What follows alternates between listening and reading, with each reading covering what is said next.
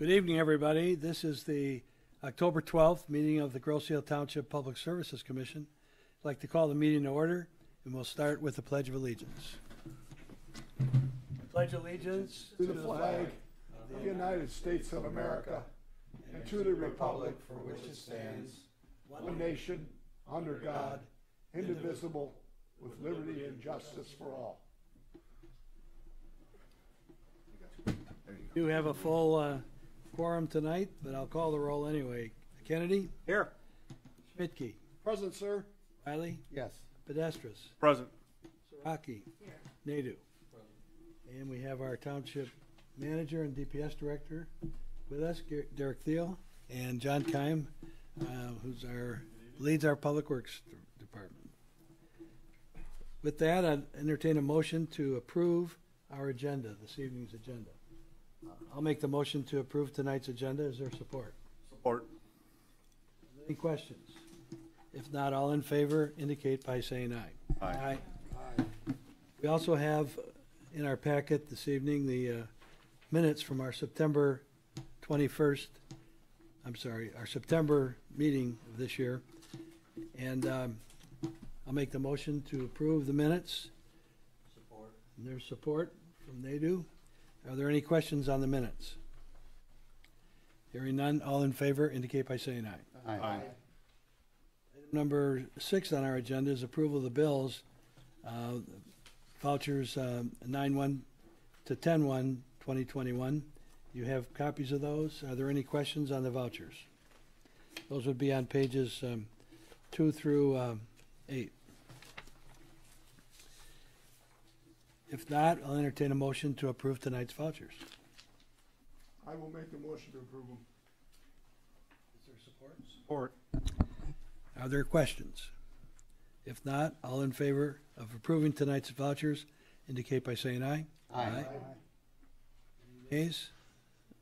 Thank you. Item number 7 is review of our statement of revenues and expenditures for our water system, sewer system, and for our refuse collection program. This is our 6-month report.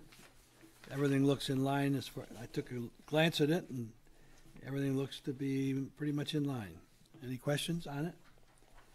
If not, we will receive and file our statement of revenues and expenditures. Finally, we have our treasurer's report for the month of September. You've all had a chance to look at it. Are there any questions? If not, I'll entertain a motion for acceptance of the treasurer's report. I'll move acceptance. Is there support? Support. All in favor indicate by saying aye. Aye. Aye. Motion passed. By the way, on the treasurer's report, page, just want to mention page 14, I did make an inquiry with our finance director this past week about the past, and you'll notice it says 2019 tax collections. I think our treasurer, David, and finance director are being prudent because those funds haven't been transferred yet. They're being invested with all the other funds, and we'll transfer them as needed. So I think that's a good thing. So at any rate, I just wanted to point that out. So there is an opportunity for public comment this evening, and we do have Mr. Heil in the audience. I do want to indicate one thing before you comment, Bill, that we have been able to budget this past year, and I want to compliment people on the successful completion of the resurfacing of Church Road. Church Road this past about 10 days ago, 2 weeks ago, was successfully resurfaced from Meridian to East River Road. Last February, this commission debated, myself debated with others, would the $300,000 that the DPS director, Derek, had accumulated be sufficient to pave it? And I think many of us may recall we questioned whether that'd be enough money, but we got excellent bids. And I want to compliment publicly Al's Asphalt, did a great job. Also, the work of our township manager and DPS director, and John Keim. Thank you for all the diligent effort you put into coordinating everything. It really came out well, and it was a tough job to coordinate. So I also want to compliment our engineers. So Hal Sabak and his staff did a great job with that project. And again, I think we should let Al's Asphalt know that we thought they did a good job for us. They were very good with the residents. I personally witnessed them talking to residents. I know you did too, John and Derek.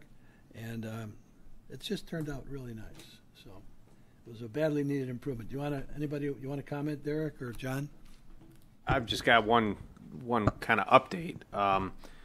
So if you recall, the DPS Commission had recommended a base amount for the work on Church Road, and then you had recommended to the Township Board a contingency amount as well, which was right around $40,000.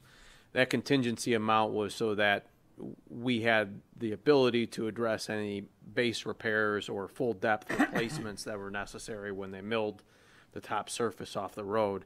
So John and I got together during about the middle part of the project and reviewed with the engineers the condition of the overall base when they milled the surface off.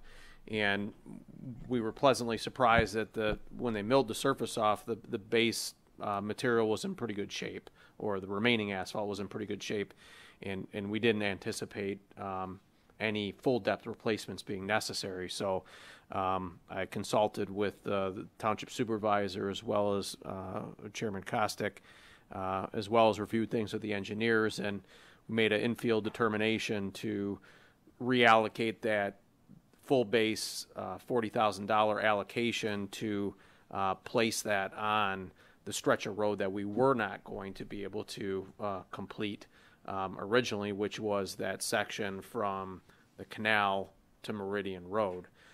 So we made an infield adjustment to the overall project scope, worked with the contractor, and they were willing to work with us, and we ended up actually milling that section as well and replacing that section of the road, or resurfacing that section of the road, which wasn't actually part of the original scope, but we had the budget capacity to be able to do that with the good news that we received with the base layer of asphalt on the remaining portion of the road. So that was a good development that occurred that allowed us to be able to have a nice surface all the way from Meridian to East River Road, which we hadn't originally anticipated. And as a matter of fact, when we went to bid on the project, we had never imagined that we were even going to be able to do from the canal to East River. So, we ended up having a successful bid on that, got good prices, and as a result, we're able to accomplish quite a bit more than what we had thought we were going to be able to. So that was great news.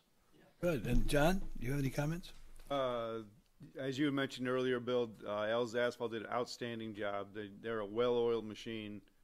And the PR, their foreman Chris was outstanding with all the customers, and including myself, a resident of Church Road. And also I'd like to mention about Derek, also when he negotiated for that extra piece, was able to negotiate with them to give us a better product. They gave us the top wearing coat all the way through instead of the 2 layers. So that was an additional thanks to Derek. Well, very good. And tonight we're going to discuss roads, a new road plan to recommend to the Township Board.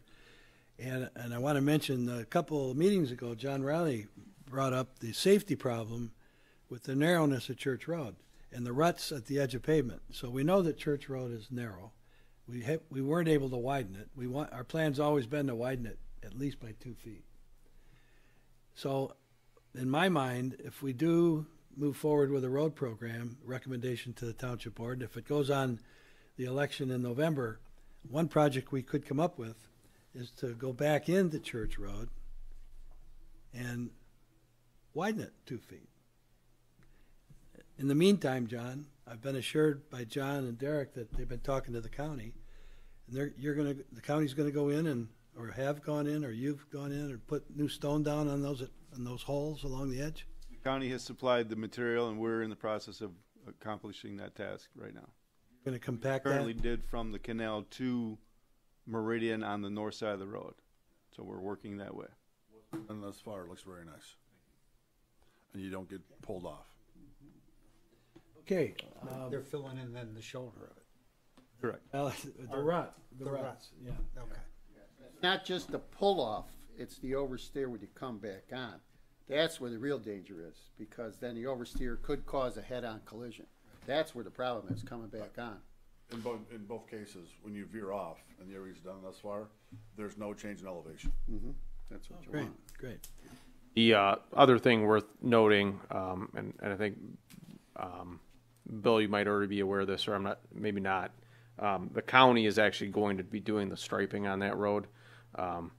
Sounds like we're 10th on their list of projects to do in the county at this point, but they assured us it would be done before the end of the construction season. So we had originally thought that we might have to do the striping on that road, but they're going to go ahead and do that. So, which, you know, it's a new surface, so we don't want to paint it right away anyway, so it'll probably line up just fine with them coming and doing the striping when they are able to fit it into their schedule this construction season. That's great. That's great news. And as long as the center line is in before winter hits. And just so I can help everyone understand about this oversteer thing, how serious it is. It could exist in other places on the island. I'll have to think it over. But a while back, I got involved in an oversteer death case. And one of the issues was which county, Washtenaw or Wayne, owned the maintenance duties on a particular stretch of road. So eventually, Washtenaw County owned that particular maintenance area. The drop was about 2 inches. The individual that was killed in a head-on, or strike that, the individual that caused the head-on and was killed when they went across the center of the road, their heirs filed a lawsuit, and I believe Washtenaw County, this is public record, I believe they had to pony up $2 million, and it was based on failure to maintain. So these counties are aware of these kind of problems, and it's important to point them out because they don't know our roads as well as we do, but they know what the problem of oversteer is. Well, it was a good Enough point. said about that. Good point, John. Any other commissioners want to comment on Church Road? I went out of my way to drive down it the other day just to drive on it. It was great. Yep. So did I. I think it's terrific. I know Les did, so. So did I. All right, any other comments on it? All right, well, thank you for a job well done. Now, setting that stage, do you want to speak now, or you're welcome to speak after we give our road presentation, or if you have something. Is it on?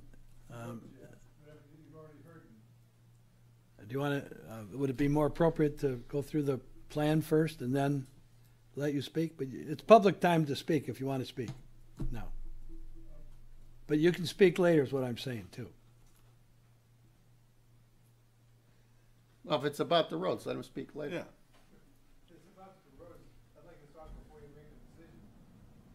We will allow you to do that. All right, Bill. Welcome, Ryan, to the meeting. Good to see you. You'll be on the agenda later, right? Okay. Okay, with that, we are now going to move to an action item, which is to review the road plan. So, starting on page 19, so everybody want to refer to page 19 in our packet.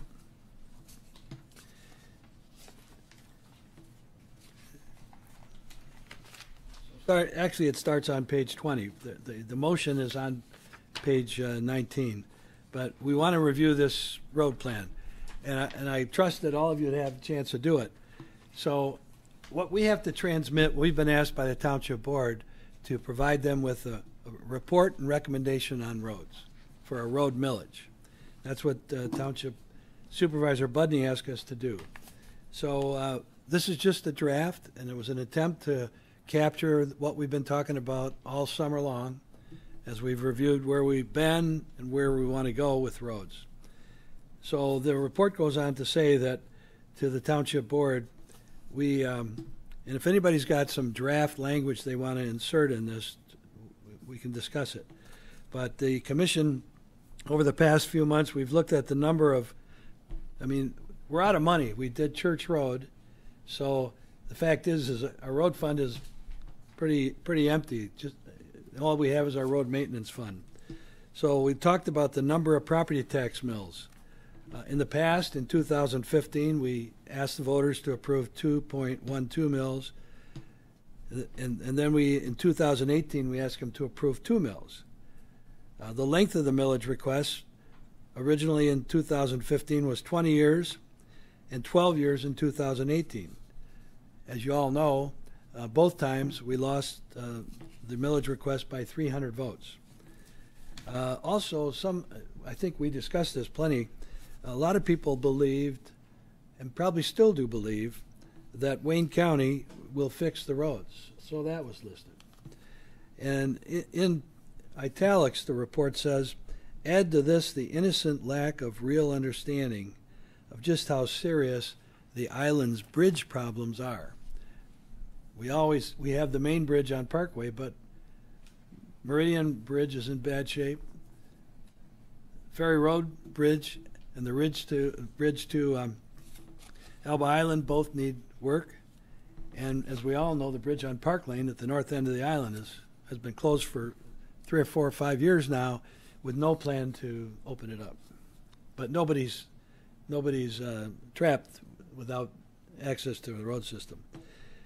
So next we examine the change of road surfaces and bridges since our 2018, and of course everything's just gotten worse. And every day we drive Meridian Road, and that's what the report says. So we felt the need to re-examine our priority list. And last meeting we talked about priorities. What is everybody's individual priorities? Okay? And then we considered property tax options for funding. I mean, the only source of funding roads is through property tax in our case. Cities, villages, county road commissions, and the state, they get the gas tax money. We don't get that. We're a township. Wayne County gets our money, and of course they have to spend it either here on Grosse Ile or in Grosse Pointe or in Northville or Plymouth or Livonia or Brownstown. Think of the extent that Wayne County is. And we've been told our road problems, even though the services are bad, we've got to compete with those other communities based on traffic volumes, which we have much less, traffic accidents, thankfully we have much less, and road congestion, which, except now with the bridge closed, we have a lot of congestion, but it's just on Meridian. Then there's the subject of Meridian Road, and if you read the report, the first sentence says, Meridian Road, which is our main road through northwest through the island, is a huge imponderable, meaning it's a mess. It's nothing but an uncomfortable mixture of potholes, cracks, bumps, badly failed asphalt surfaces. It has to rank as one of the county's worst. Now, Derek, Thiel, and Jim Budney have told me that they've been talking to Wayne County. We remember it was a year ago that we sent a letter to Wayne County asking them to do something about Meridian Road. That was on the assumption that the bridge would be opened this year, which we know it isn't. And they have indicated that Wayne County's told them that they're committed to next year resurfacing, assuming the bridge is open, the main bridge, resurfacing Meridian Road from Parkway to Thoroughfare. Is that correct? Past Ferry Road. And then perhaps, and this is a big question mark, Derek has talked to them about the next mile from Thoroughfare towards Horse Mill, and then the third mile all the way to Bridge Road. And Derek, do you want to comment on where you are with that? Yeah, so the original limits were going to be Parkway to Ferry with the replacement of that bridge. We had tried talking to them about expanding that first year to include the stretch from Ferry to Island. And so you would have all the way from Parkway to Island completed within the first year, and then move in equal segments in year 2 and 3 all the way to Bridge. So I actually was on a call with the county today and asked for that in writing. So They kind of backed off a little bit on the island, said that they're still talking about that. The last time we had talked to them, they said that they were planning on doing that. So, it's going to be done. It's just those limits. We're going to have to continue to push for that limit to island for next year because, for everybody that drives Meridian, it's in horrible condition. And just going from the Parkway to just past the bridge at Ferry, I don't think would be a significant enough of an improvement, whereas that remaining stretch there in front of the golf course, having to drive across that for another 18 months wouldn't be, I don't think acceptable to the residents. So we'll continue to push for that. But Okay, so just strategically thinking as we're going through the report, timing-wise, we've been asked to deliver a report to the Township Board, and it's just to the Township Board at this point. And we have all next spring to see where we are with Meridian and see if anything's changed before it actually is, the language is put forth on a ballot. So that's what we're doing, is giving them a report. But one thought I had is, strategically speaking, once it's delivered to the Township Board and they have a chance to review it, it might be beneficial for you as Township Manager and Mr. Budney, maybe David, the Treasurer, to go or meet with the county and share a report with them and say, here's what we're offering. If we go to the voters, will you put in writing you're going to redo Meridian Road over the next 3 years? I think that's a reasonable request. Talking about resurfacing. And why it's important to this plan here is if we don't have that $3 million of expense to deal with, it means we don't have to ask for as much from our own taxpayers. Everybody follow that? So that's Meridian Road. And then we talk, the next part of the report, and I hope you've all had a chance to read it, talks about, let's talk finances. And just to put in the report again, that as a township, we don't receive road funds. Wayne County owns our roads. We're just a township. And but we're on our own, basically. And I think we're on our own, given the bridge problems that they have, not only here, elsewhere in the county, but with the expenditure of upwards of $15 million on our big bridge. I don't know what, and if they did Meridian, I don't know what we really could expect beyond that, because they've had no promises they're going to do any resurfacing anywhere. So then the report goes into financing, and it talks about that 1 mil raises $650,000, 1.5 mil generates $975,000, 1 1/4 $910,000, 1 1/3 $845,000. And you remember we talked about 2 mils, 1 mil, 1.5 mils. 2 mils is something we've already lost on, and I personally don't want to go to the voters with that. The report's been, and this is my proposal. Derek assisted me with it, but I came back to 1.4, just levy for 13 years. And here's the details of the concept, and I want to go through it. It's on page 22. If approved in November 2022 general election, the first year's taxes will be levied December 1st, a month later. And we'd have $910,000 cash to do something that we feel is urgent. Again, in December of 2022, the Township Board would authorize the sale of a $6.5 million bond issue. The bonds would be sold in the spring of 2023, and we'd have 12 years remaining to pay them off. Estimated at 4% interest rate, which is today a very comfortable interest rate for something 12 years. After, our bond payments would be $695,000 from the $910 raised a year. That would leave us over $200,000 a year, $215,000 a year to do small projects in our neighborhoods, whether it's by the high school, on Grays Drive, or on Manchester, in any of the subdivisions, the South Point, the Grow Road, any of these places. So that's a substantial amount of money, and if you add to it about $100,000 for our maintenance fund, we'd have $300,000 a year to do chip sealing or whatever else we want to do. So that's primarily the concept. And I just threw together, we updated on page 4 of the report, page 23 of the packet, Derek and I met with our engineers, and we updated construction figures from what we had proposed in 2018. We had all the measurements, what the distances need for the fixes, and the $6.5 million is spread over 2023 and 2024. So the point of this is that if we were to get approved in November of 2022, we would fix most of the primary roads the following 2 construction seasons. That's the concept. All right? And this is just a sampling of the roads. We'll have to decide precisely what we're going to take on each year. At any rate, that's basically the sum of the report. Now, this is so the package that I want you to keep in mind, the suggestion here, and we can debate this, is 1.4 mils for 13 years. Now, there's another issue here that's underwriting, and I'm going to ask Derek to address that. So we're talking about the election, the next general election, which is when we would re-elect the governor and so forth, or elect the governor, and that would be November of 2022. Derek? Yeah, so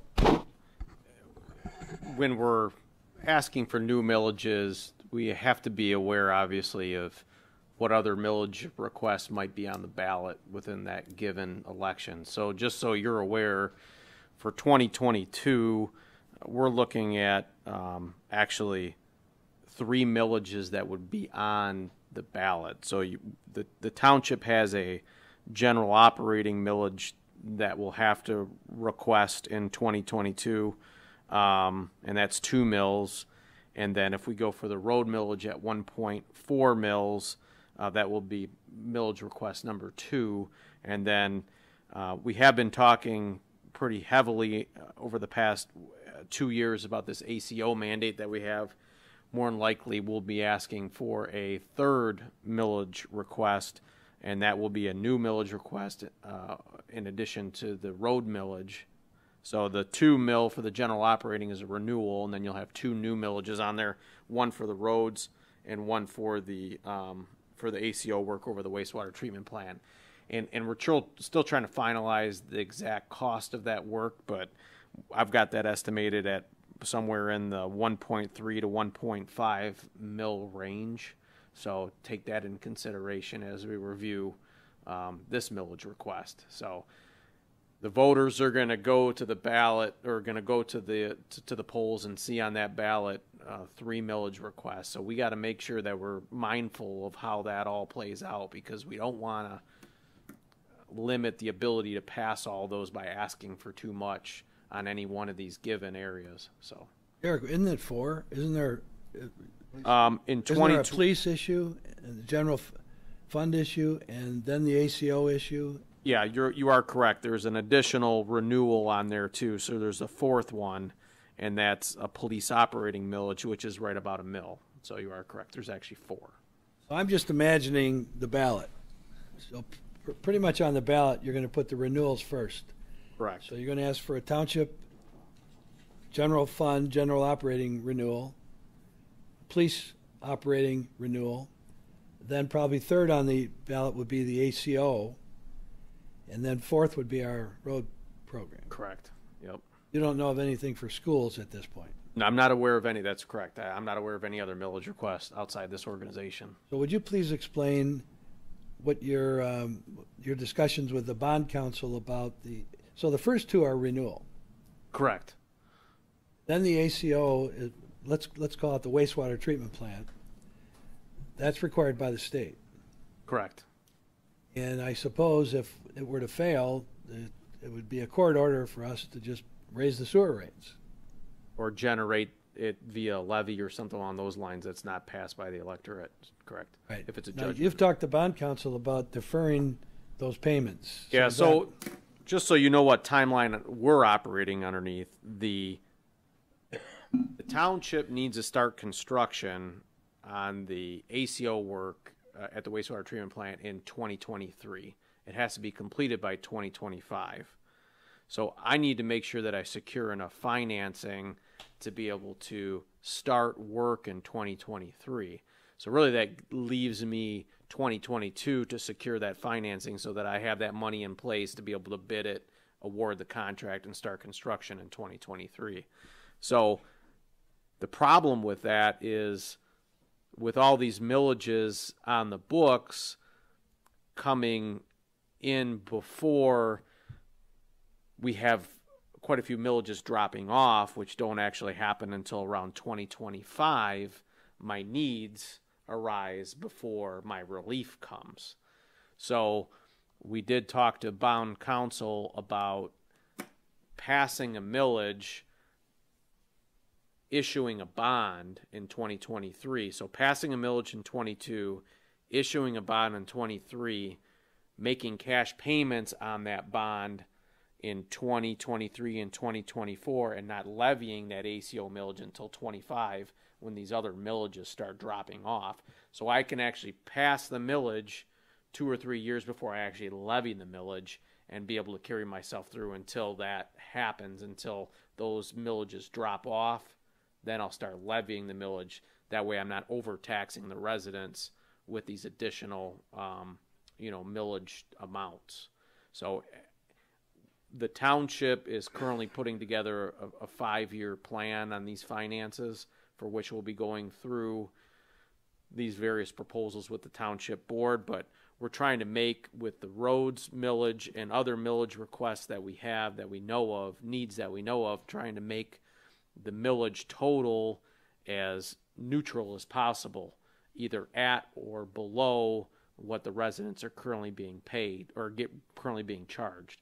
So, and I think with the roads millage and the ACO and some other things that we need, we can keep it in the +1 to +0.5 millage increase for the first couple of years, even with the ACO and with the roads, and then eventually, like in 2026, we actually start seeing a decline in the overall millage rate below what everybody's currently paying, down into like the 3.8 range, something along those lines.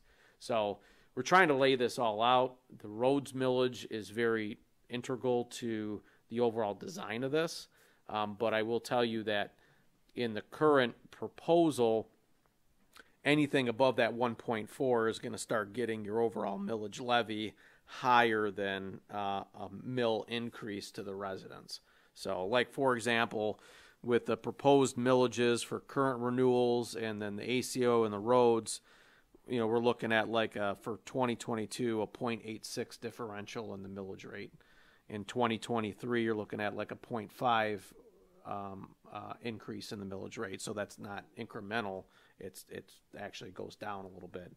And then in 24, a mill increase or a mill difference compared to what they're paying right now.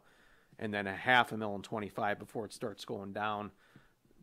A mill below what people are currently paying all the way till like 2028. And then it'll actually be almost close to 2 mills below what everybody's paying. So it'll slightly be up and then it'll eventually go down. So I think we can structure this at 1.4 so that the impact is limited to the residents. But like Bill and I have talked about, you start getting above that 1.4 and we start creeping into the plus territory significantly. So I know that's pretty heavy stuff and pretty complicated, but we'll open it up for discussion and questions. But so I'm going to summarize it this way. Sure. We go to the voters in November, the next general election, November of 2022. And on these millage requests, the police millage is not an increase, it's a renewal. Correct. The general fund of the township is a renewal.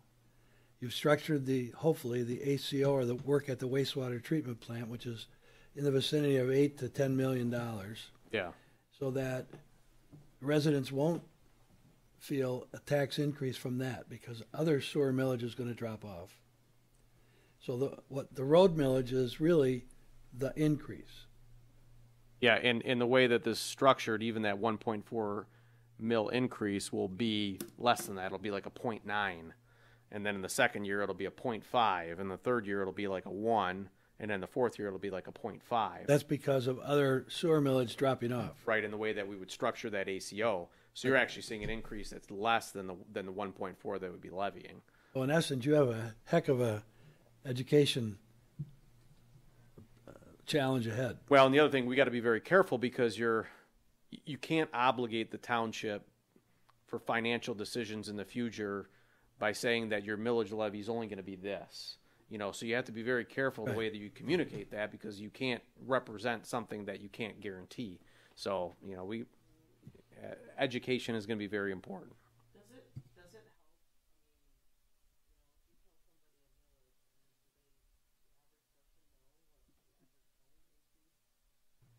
it help? I think what I've been accustomed to saying is somewhere in the ballot language, like 1 mil equals $1 per $1,000 of taxable value of properties. So we give a definition of what a mill is, actually in the ballot language or in the ballot verbiage. But Yeah, I think the new laws require that you explain to people what the increase is going to be. Yeah. Okay, and they can relate it to their own property. So I don't know how. Do you want to just go down the row and let people ask questions or make comments? We're talking about approving a report. This report, and we can change anything. I mean, you could change the 1.4 mils or the 13 years, any of the language you want. Or just you can suggest it, and we can debate it. So, what's your choice? You want to just go, and then you're going to be able to speak, Bill. You want to go right from David down the list, or how? Yeah, sure. So, David, you want to go first? Terry, let me ask you a question first. When does this have to be approved in order to make it to the ballot? When does it have? No, I could, Derek. I think no it's later than we should approve it no later than our May meeting in 2022. So And that's why I'm saying we have the springtime Wait, to discuss this, 'cause it's got to be submitted to the state yeah, but when you say we, it's the township board, right? township board. Yeah. Yeah, and then it goes down to the clerk's office? well, we They're have the to ones that structure the ballot? If well, Well, they have to. the millages are gonna have to go through the clerk's office. They're Oh. gonna have to approve language. Yeah, but the local clerk's office, the township's clerk's office, is not the approving body. Don't ever think that I'm talking about Okay. the local clerk's office. Gotcha. Don't think that. That's the most So- important one to me. No, is the I'm local. talking about the Wayne County Clerk's Correct. Office. You're correct. Okay, that's Yep. the one. Yep.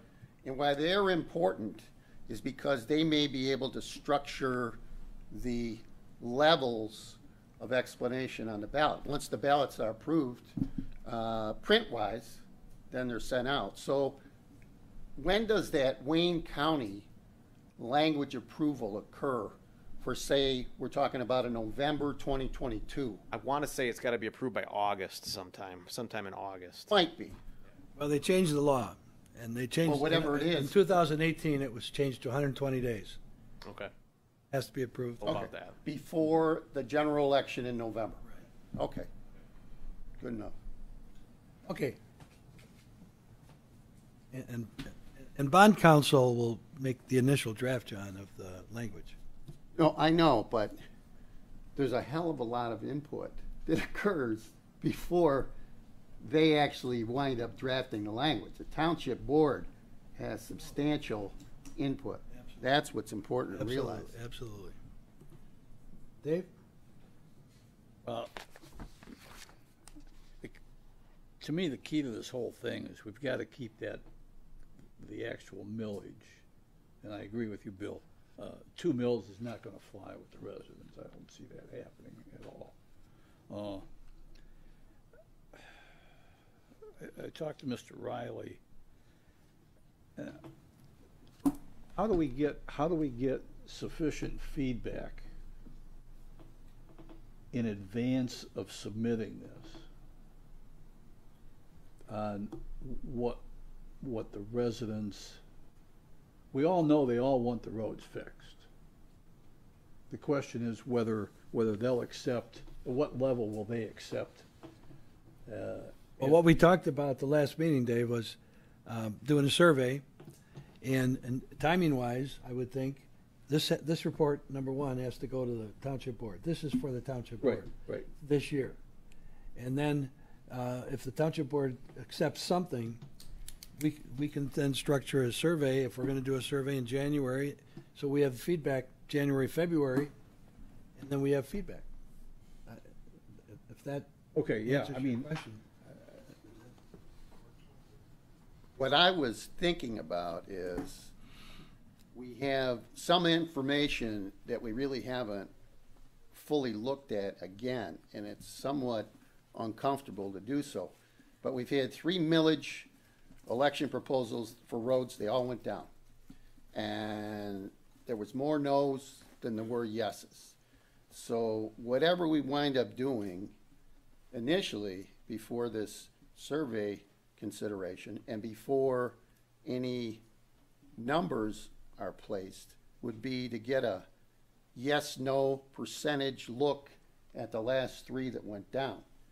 Now, Phil certainly worked on a lot of that, and Bill worked on a lot of that, and it went down every time. There were different combinations.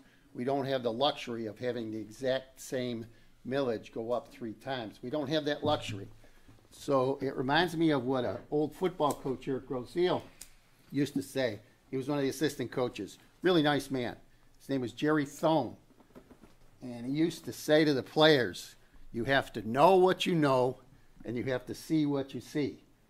And when I first heard that, I go, what's that man saying? But the more times I repeated that to myself, the more sense it made. So, Dave, would it be possible for you to take a look at the last 3 millages that went down? And Bill remembers some of the numbers very well. So one of the millages went down by only 300 votes. well, But what are the the last percentages? 2 were actually about 300. Okay. And then what are the percentages? 60, 40s, whatever it is. And if we could easily determine that, because you can, it's a mathematical calculation, then we know where that starts. And then please John, continue with your John, thoughts. I'm a little questioning what you're saying. If you go back since we began to meet again in person to our May meeting, we brought all that information forward at the May meeting. We discussed it at the June meeting. We discussed it at the July meeting and the August meeting. Now, hear me out. Okay. We've been asked to prepare a report to give it to the township board, not in November, but this month.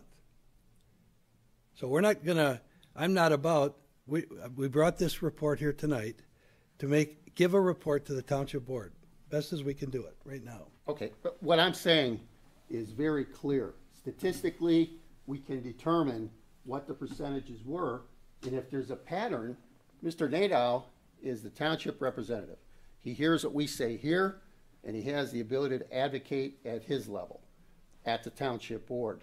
So that should be one of the foundation pins that we're looking at. Because the 300 votes twice, that's interesting. And they're a little different proposals, carefully, with a lot of effort generated, with a lot of public education generated. But maybe we should look at the 3 of them. General rule of sampling is you take the best sample you can get. The greater the sample, the more accurate the interpretations might be. That's all. Okay. And we really haven't looked at that percentage figure. We haven't done that. I don't know what it is. I ran it out years ago, and honestly, I deleted my file, and so I don't have that. Well, I work gave it to you in May, the figures were there. No. Yes, they were. Not my figures. Not Okay, so not the 3 we had about vote figures. 3,000 votes. I'll agree to disagree with you. Okay, to your point, Bill, if this is a report that we're proposing to look at to send to the township board, I think with Derek's explanation and the numbers that are in here, because I've looked at some other numbers, and these all make sense to me. I would have no problem sending this report to the board for their consideration, for their review, if they want to raise questions and send back to the commission. Yeah, that's the idea. That's what they'll We're giving it to them, they'll and do. they've got to do what they want with it. Right. So you're saying the vote is to send this to the board? Yeah. Okay. That, So that's a different than, yeah. So if you remember the last meeting, Right. we were thinking that we would deal with this in November, and Derek told me that they would prefer to have it before that time period. Yeah, because there is some pressure to talk about this 5-year plan, to put this strategy together with regards to these millages and whatnot. And I think that the preference is to talk about it sooner than later. The issue is to be able to effectively talk about that 5-year plan. You know, this is an important part of that. So it'd be nice to know what kind of millage rate we're proposing, and it doesn't have to be set in stone. None of this has to be set in stone. Well, I don't view it as. And what kind of project budget you're looking for? They may come back to us, you know. And what kind of project budget, you know, what you provided here is to give an idea for the 5-year plan. In the survey thing, if that's an option, the township board can always say, you know, I understand there was some conversation, Dave can bring it up about doing a survey. You know, that was an idea that was proposed at DPS. Do we want to go in further and ask the residents, you know, do we want to modify this 1.4, or do we want to do something different, maybe a different road proposal? Whatever questions you would want to ask in a survey, that can happen after this is passed. Actually, you guys, I mean, we have to start with the document. Yeah. We just can't keep going in the air. Right. And so I put something in writing, and you can change it. We can vote on making changes in it tonight. If you want to do something less or more, I'm open to that. But we had to start someplace. So, Would the board need some kind of, Dave, are you done, Dave? Yes. Oh, okay. I'm Laura, good. I'm sorry. Go ahead. no, would they, I mean, the project budgets that are, you said you talked to Rains and based on mileage and, Oh yeah, when we went back in 2018, we actually measured all the road segments that we were proposing, and they're the bad road segments. yeah. We even had Meridian all measured up. So we updated those figures. Derek and I went over a couple weeks ago and met with engineers, and we updated all the figures. We rounded them off because we got excellent bids on Church Road if they were to all come in at that. But we're talking here, this is for a 4-inch mill, which is, we milled 3 inches on Church. So this is a more substantial fix. It will last many, many years. Does that answer your question? Yeah.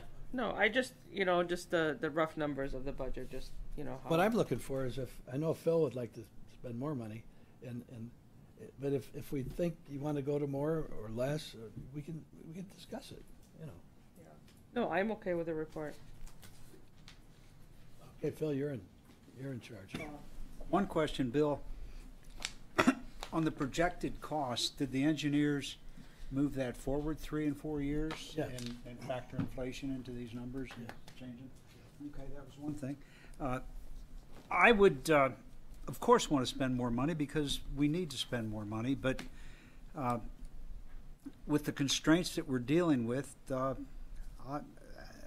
think this plan needs to be put forward as is. If I was going to make any change in the amount of money, I would leave the millage the same and possibly move the payments up more years. I think when most people purchase things, they look at the payment, not necessarily the total cost of the project over how many years they're paying it off. So what did you only- say? I'm trying to understand that. What did you say again? Well, Move I the- would, yeah, please. I would have it be a 15-year bond instead of a 13-year Okay. bond. In other words, we generate more money, but we leave the millage Extend the the same. years. Right, extend the years. So it's a little less? The Or- millage levy's a little less then? No, I'd leave it at 1.4. I think, I Gives mean, you more money personally, for I'm projects. just saying people would look at, what is this going to cost me per year? They're not going to say, well, golly, in 8 years I will have paid this much out for these roads. They're going to say it's costing me this much a year. I mean, that's just how I see it. I may be totally contrary to everybody else. But I also agree, I don't think you're going to sell anything that's going to convince the voters that what they see on that ballot isn't the millages that they're going to be paying. I really don't. I mean, I understand, I see where you're saying it's, these may drop off 5 years down the road. This may happen, and it's really not going to cost you this much. Most voters are going to look at that and say it's this mill renewal, that mill renewal, and they may say, well, that's not an increase, but when they see these other two millages on there, they're going to look at it as that's what it's going to cost. Yeah, and I think you're right. And so with that in mind, I'm fine with the 1.4 mils. I mean, if it was my company and I was running it, I'd be doing a few things differently. Number one, I'd have a special election right now today, because in 2 and 3 years, with the way costs and that are going, but I mean, we don't have that option. And I would say, you know, I would lay it out there. This is what we have to spend to accomplish what we want to accomplish. And I'm sorry, but we have to make it 15 years instead of 13 years or something in that neighborhood. But I will definitely support this. The only thing I would make a suggestion, I don't know that it has to be in this report. I feel that the sequence of our repairs may be a little bit, I would like to see this chip sealing move to the front, to the first part of our repairs, and the reason being is that the roads that have been chip sealed currently can be re-chip sealed. I don't know that they will be able to in 3 years or 4 years. Right, so to your point, that sentence there doesn't specify. So, right. So it could be done in the spring of 2023. Right.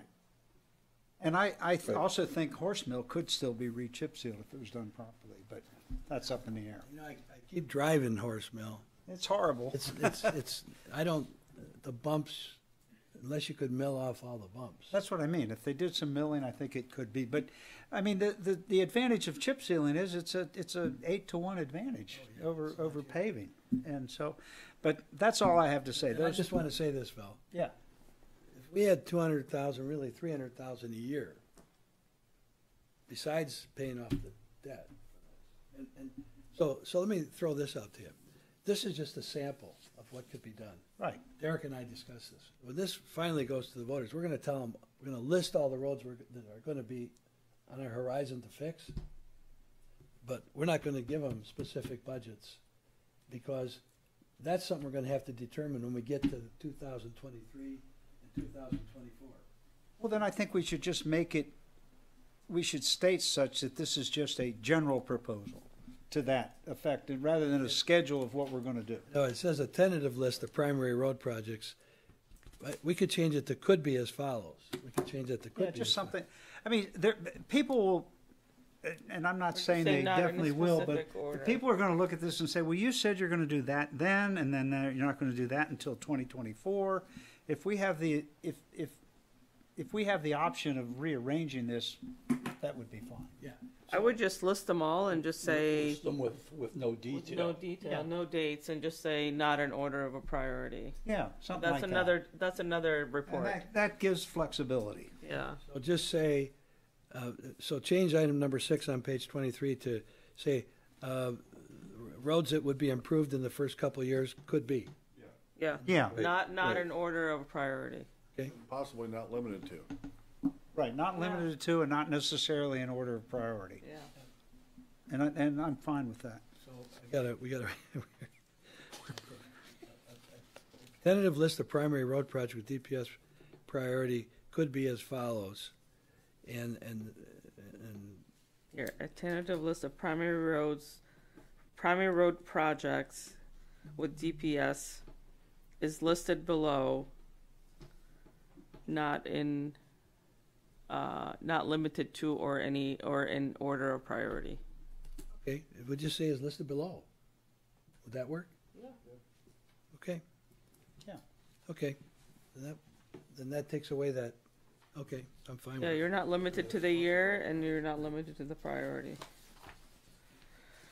What do you want to do with that sentence, Phil, in addition as proposed at South Point? Or should we list more roads? Just say not limited to. And not limited to. Or we just have a sentence, several of the roads that have been previously chip sealed would be, I think that's a different study, different report. You can do a priority report of what. I put that in there because Phil's right. I mean, if we let them go too much longer, you're not, you need to, we're talking about a year and a half from now. They'll go from 50,000 to 400,000. Yeah, you lose your window. So we want to re-chip seal those. They're not that bad yet. Oh, gotcha. And, Or we could just leave that part out. okay, well, we could just leave it out. You want to just leave it out? Can you put a line item just chip seal, and just just leave it open? Well, we could. We don't have to mention that. Yeah, Some, then some don't. people view the chip seal as a negative. Of course, yeah. Yeah. Let's just drop it. We'll just leave it out. Yeah, if you can just Okay. scratch it. Okay? Done. But that's in our plan. That's something that should be in the back of our heads. Oh, yeah. You like the chip seal, Les likes it. I like it. I like it, you like it. Less likes chip seal. It works. All right, Route so you have 72. another Yeah, comment? I think that works. Well, what about the greater number of years? You want to put that on the table for us to go? That's just, I mean, I would put 15 years on the table. What would that change the numbers up here? You could bond more, Could bond more. or you can have more money left after your bond payments. For projects. So instead of the 215, you'll have more. So you could structure it either way. You could, let's say, bond for million 7. instead of 6.5 million on the bond. Okay. You know, or you could leave the bond the same and you'd have excess money. You know, I like that idea. Yeah. Leave the bond the same and retire the debt, and then the last couple of years you have all this money, you can redo a lot of what you want to do. Or just every year after you make your payments, you've got more available to do. Right. And if we did, when we get to the spring, we could even restructure the bond payments, actually, to be 13 or 14 years instead of 12. It's a 13-year plan, but 12 years was going to retire the debt. So that's out on the table. We'll come back and we'll vote on the 15 years. John? I'm going to defer, listen to Lenny and Les. I'm still thinking. Lenny? Yes, sir. As I look at this, what do we pay today in total mills from taxpayer standpoint? 14.8721. That's just gross seal. That's the Correct. That's just, yeah, that's just. total gross- under- township. Yeah, just gross seal. Yeah, understood, Yeah. 14.8. Okay, because I wanted to put that in perspective, because I look at just the 2022 budget, we're looking at an incremental 2.7. But 2.7 in the grand scheme of 14.8 is a different perspective as opposed as if it was 5 or 6.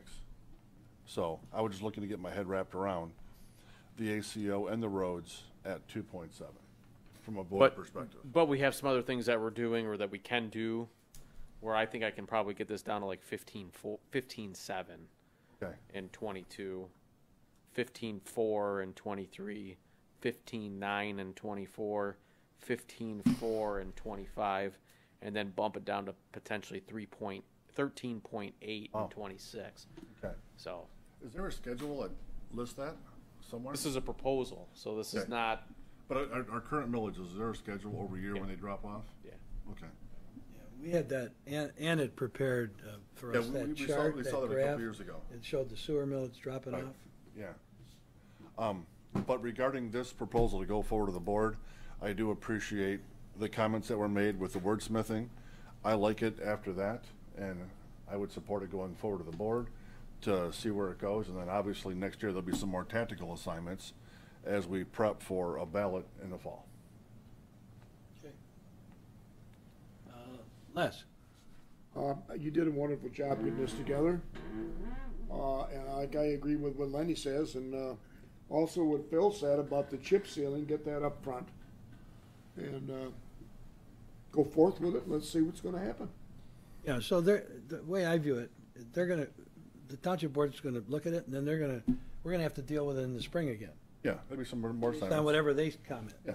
And then we'll have time to get the language worked up and everything else. Yeah. And Dave has to have substantial input on that, Dave Nadeau, Yeah. at the township board level, not just here. what those big deals do, and the industry says, let's run her up the flagpole and see what happens. Let's see what happens. Okay, John. Just a question for Dave. Dave, what's the overall millage that the taxpayers pay for everything? That's schools, Well, us, everybody. Round numbers, it's 15, 15, 30. So 30? it's basically 15? 60. 15 plus 15 plus 30. 15 for the township, 15 for Wayne County, 30 for the schools. So we're at 60. So we're like 25%, basically. We're 25% Of the total. of the tax. total. Of the Yeah. total. Yeah. So that's what we're looking at. And just from where I'm sitting, if I like to think about things in like terms of baseball, we're getting near the World Series. If we were 3 games down because the voters voted the millage down 3 times, I think it would be very important to get a survey done before a lot of other work is done. See what they really think, because we guessed 3 times. A lot of work went into that. That printed material was what, 2 years ago? Multiple pages, pictures and everything else. And now we're throwing in a couple of new curveballs because we've got these abilities to defer this, that, and the other thing. So I'm very uncomfortable with trying to figure out what the taxpayers want to do unless we do a survey first. That should be the horse in front of the cart, and it's got to be done professionally. We don't have the skill level here. There's some outfits that do better than others. It's not a client list. You couldn't send the survey out to every taxpayer and expect you're going to get an appreciable return on that. So it's got to be done professionally.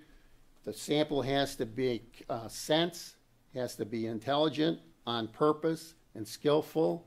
We don't have the skills here, and that might give you a window that you can see through to figure out what the townsfolk really want, because it's about them. And where the people live is going to have a little bit of an effect on that, because the people that live south of Grosse Ile Parkway, they might not care as much about Meridian Road than the people north. But all that stuff has to be calculated by a professional survey outfit. I think it's well worth it, because we boot up road millage 3 times and we lose it 3 times. The likelihood, if we were in the World Series, of winning 4 games in a row would be 0. Darn near. That's all. That's enough of that. I just have one comment on the survey situation. I've thought this over and over and over, and the reality is, for the last 2 elections, we really are dealing with changing the minds of 150 voters. That's what we lost this election by. Lost it by 300. Right. But if we had changed it by 150 voters, the outcome would have been different. I go back to what Ted Van Oss always said. You're going to have 1,000 people that are going to vote no. You're going to have so many people that are going to vote yes. You've got that undecided middle that's going to decide it. I just don't see how we could. I don't think we have the sampling and that to be able to do a survey that's going to tell us how to approach the whole project. And I also feel that this last millage that was defeated, I feel it was defeated by the postcard that came out 5 days before the 5 election. days prior to. I mean, I may be wrong about that, but I mean, there was no chance to respond. It was out there. It basically just torpedoed our whole project, and I think we just need to sell the project similar to as we did the last time, and just be ready to respond to the objections that could come up and when they come up. But I mean, I'm just trying to think of. I mean, everybody's going to say we want the roads repaired. I mean. And everybody's, I mean, even if the survey said how much would you be willing to spend, I think it's still going to break down to there's going to be people that are going to say I don't want to spend a nickel. There'll be people that say I'll spend whatever's needed, and then you're going to have that center group that you're trying to sway one direction or the other. I mean, that's just my opinion on that. And Education. Going to be the key to this whole. You know, Yeah. The number of people, and I think it's more than it should be, that believe that Wayne County is going to pay for this, and that they're going to pay for it out of the property taxes right. they pay to That's Wayne the main County. thing. Yeah. That's 15 mills that they pay to Wayne County, that we all pay to Wayne County. None of which goes to roads, none of which comes back directly in services. It covers all the county-wide services that are available to everybody that lives here. So without focusing on the education, on where the money comes from, that's what's going to sway your 150 or 200 votes. I'm still back to, you have to know what you know and see what you see. So Phil picked a number, 150 is a target number. What do the people really want? What do they really want? The problem with a survey is twofold. It has to be done right, and it might come up with an answer that shows us they don't want to pay for new roads. And see, that's a danger. So I recognize that danger exists, and the intent of a really good survey isn't to steer the electorate. That's a different concept. The education is a different concept than the survey. They're totally different. Yeah, but if you go to general elections at the high level, the way the national campaigns have been run of late is not surveying people, targeting people. Different concept. That's marketing. That's selling. Right. That's but not that's a survey. that's what different. But that's what I feel we need to do is we need to market to the electorate and educate them and target them with this proposal. I think everybody in this township wants better roads. And lower taxes. And lower tax. People that show up at Better Dave's government. office will tell But you I mean, that. I think we need to, like Dave said, I think it's a matter of us educating, and we don't know who those 150 people are. If they're there. That's the thing. We don't know. Well, we know that Survey we hopefully lost would by be- 300 votes, and that if you divide that by 2 plus 1, I mean 150. And I think we have to target the electorate of the township with the proposal, and in such a manner that we reach those people. I don't know that we can survey to find who those people are and then go and talk to them. Well, the last educational effort that we made, how many pages was that? Do you remember? The brochure, John? The brochure. Mm-hmm. 4 pages. 4 pages, and that was sent to each household. Mm-hmm. So that was a pretty good educational effort with photographs. And the postcard went to every With household. photographs. Right, and the postcard follow. Right. But I'm talking about our educational process. But we That's had been open done. meetings. Oh, sure, Right. that's been done. You know. Okay, I've heard enough. Okay, so. I'm going to give, Bill, you're going to talk in 1 minute. Derek, do you want to speak at all after hearing all this? No, that was a good conversation, so I don't have anything to add. John? No, sir, thank you. Okay, Bill, you have the floor. Thanks for being here.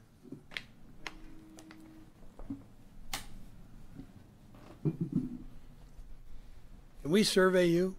I think we just did. What are you looking for, the mic? Oh, I see. You're going to raise the stand. Well, the microphone is a little more comfortable. You can hear me better, right? You identify yourself by I'm Bill Heil. I the live on group East you River. represent. Well, I'm president of the Roseville Civic Association. I'm representing myself tonight, but we haven't had a discussion on this as an association. I think that, as a general opening remark, well, even before that, you guys did a good job tonight talking about this. I think that what you have done tonight is very necessary. At the same time, it could be polished a little more, and we have the time to do that. But the gist of what the broad conceptual questions are here is, what is our circumstance? And what are we going to do about it? And how are we going to do about it? And I think that the main answer in converting the public is to get them involved. Let them see what questions you are handling, the realities of what you are handling, the thoughtfulness and the care. These people who live here are not people who are 22 years of age and they're newlyweds and just buying a house. This is not a community of starter homes.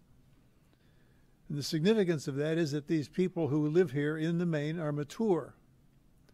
And they've had a chance to see things in life that they didn't like, and they had to stand up and face them and deal with them and keep on moving from there. And when you talk about items like the roads need fixed and how are we going to do it, that's all very significant. I've made comments about that, but there's a concept I need to get through. You want to make sure that when you're doing this, for example, that the length of the bond that you have is not shorter than the length of the repairs. In other words, if the 4 inches taken off is only good for 10 years, you don't want to take out a 15-year bond, you see. I tend to agree with Phil that a longer bond at a lower payment makes sense because I worry about inflation. I'm concerned about that concept. I mean, today's newspaper had the fact that as of right now, a barrel of oil is $80 a barrel. It's exploded in cost because of a bunch of circumstances that are going on in countries around the world. I mean, I can literally say that we have been impacted by some flubs that the nation of Great Britain made in converting to renewable energies, and now they're demanding more stuff, and it just rolls on. You have given a lot of different things here careful thought. I think that what I would do, it would be to try and organize this into a presentation, a very thoughtful presentation, supported by authorities like when I mentioned Paula Jegba before. Who's that again? He's in charge of Michigan transportation. I can't remember the exact title. Jegwa? J-E-G. I can't spell it right. All right, that's fine. Paul Please continue. Yeah. He's Continue. brilliant.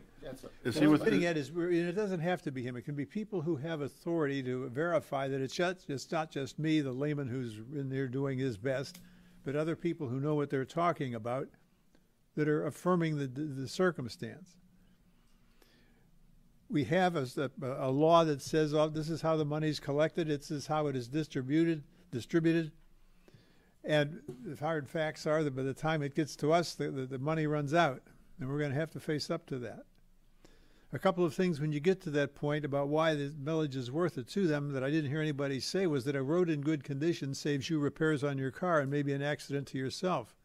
It also helps that fire truck stay in good condition and get to you, or an ambulance. And you need to make those points clear. And they'll be listening to this and saying, yeah, I know I don't like it, but by gosh, if my grandfather or my whatever needs that help, I'd feel bad if we didn't have good roads.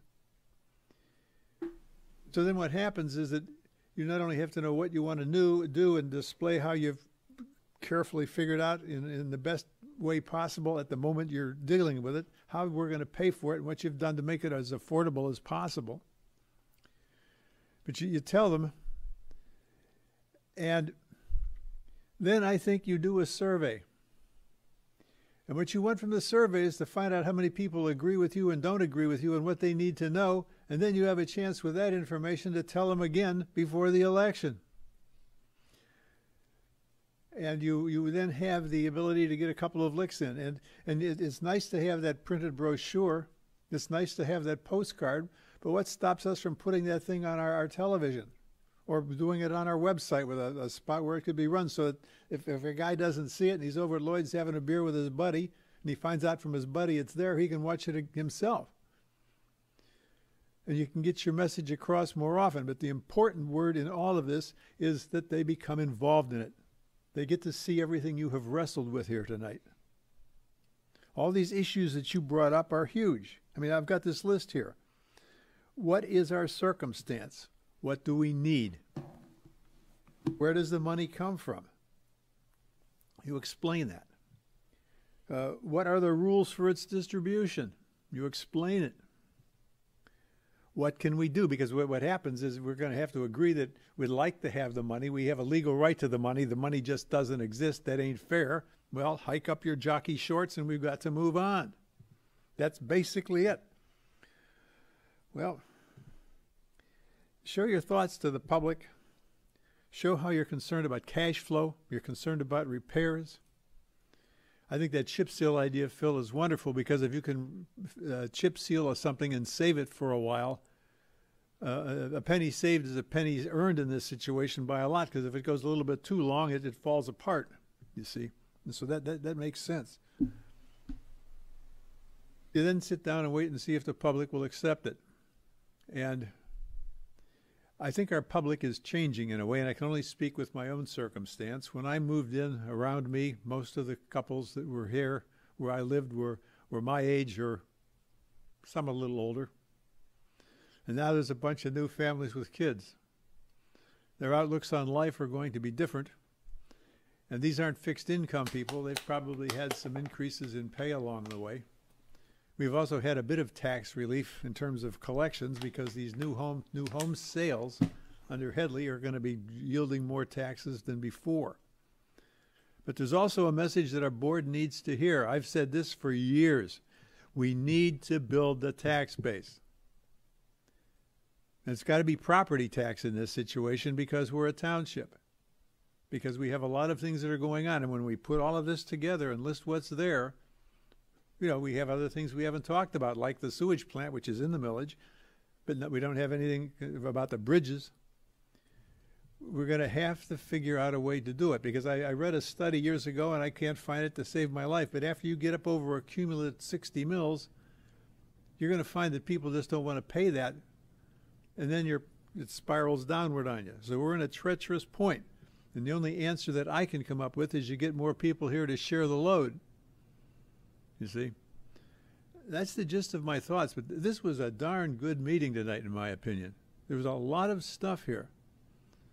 Thank you. And if you put it together and let the, I mean, you got to tell the board some of this. You're not the ones that have to sell it. They do. Hey, Bill, before you leave the podium, when we mentioned Route 72, that east-west between Traverse City, goes over to Grayling. Oh, yeah. Les is familiar with that. He has a winter and summer place up there. And that road is heavily traveled, and they chip seal that road. That weather is much more severe than down here. My guess is there's a batch mix for chip sealing. It might be a little different when you're dealing with heavier traffic and more severe weather. And probably the better batch is probably a better batch, not to be redundant. And so that needs to be looked at with chip sealing. But that stuff works. Not only that, they also did some black, it looks like chip sealing, but it was from Houghton Lake up past Higgins Lake. Because I called them down there and asked them, I said, what did you guys put on this road? And they told me what it was, and it's something black. And it's like a coating, almost like chip seal. And they put it on 72. Bring somebody in again and refresh us that's in that business. Somebody that knows all about it. Yeah. Okay, Bill, well, I like what you said, and I just want to respond this way. As you were talking, I'm thinking, you know, the way I see it, we're going to give a report to the Township Board. They're going to rehash it and relook at it, and then Derek's going to tell us what they said. When spring comes and we're working on our budget, we're going to revisit wherever we are with this. What's it going to look like that we go forward with? And whatever the plan is, whatever it is, then it's up to us to have numerous public hearings where we invite people in and specifically advertise those, try to, and we might not be able to meet here. You know, if we could get more people, we could get in and explain this, because you got to explain all of it, not just the road program, but got to explain what we're doing. I think there's a big challenge here, you know, with the 4 issues out there. You gotta have something to give away.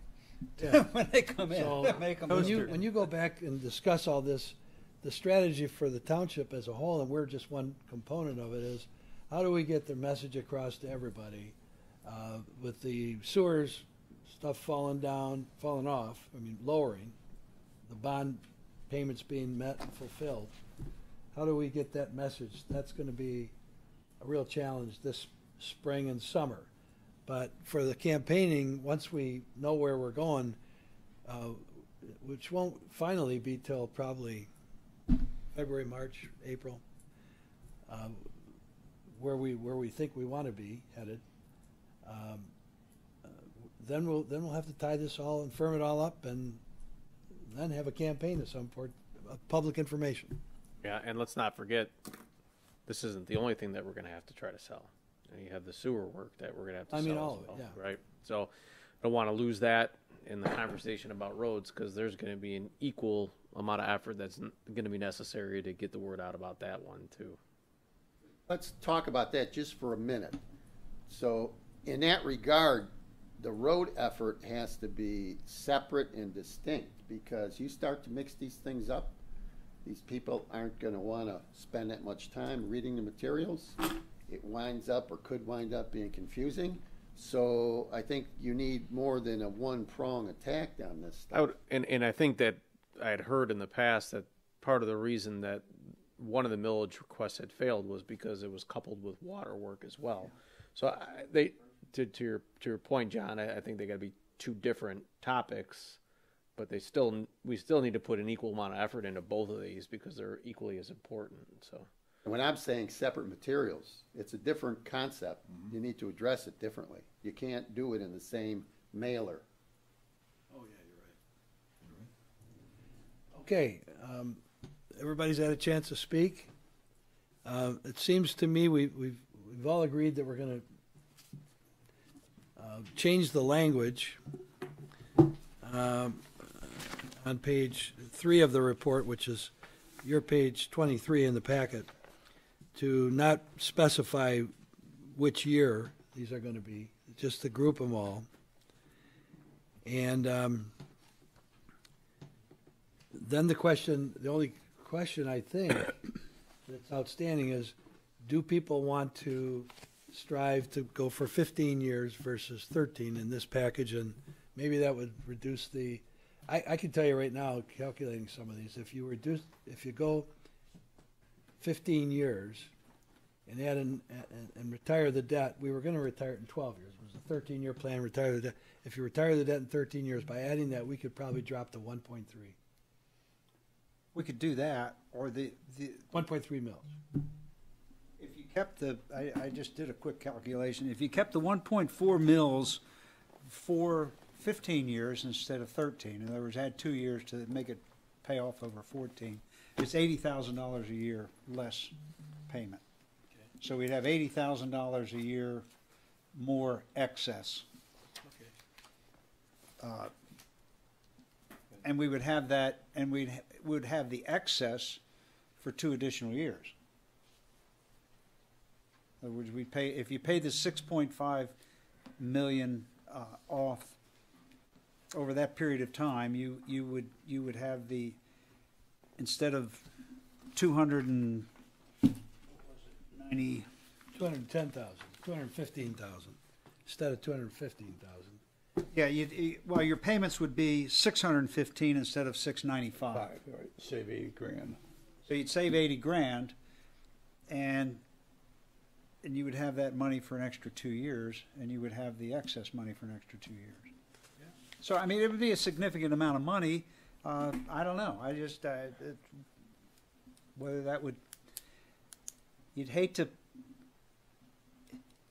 push it to where you've pushed it too far.